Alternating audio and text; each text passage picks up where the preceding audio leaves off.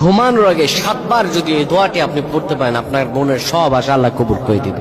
সব আশা আপনার কবুল হয়ে যাবে ইনশাআল্লাহ। এটি আপনি আপনার পরিবার মানুষকে শেয়ার করবেন। এটি আপনি যখন দেখবেন শেয়ার করবেন, এটি আপনার একটি শেয়ারে আপনি আমল না করে সওয়াব পেয়ে যাবেন। জানেন সেটা কিভাবে?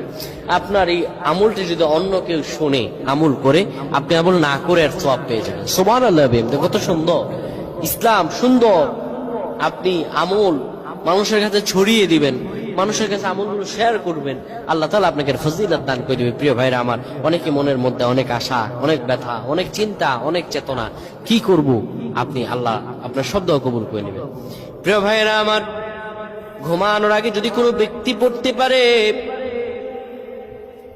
ঘুমানোর আগে ওযু করার পরে 7 বার যদি পড়তে পারে, ইয়া রব্বানা ইয়া রব্বানা ইয়া রব্বানা, হে আমাদের রব, হে আমাদের রব, আল্লাহুম্মা উগফিরলি।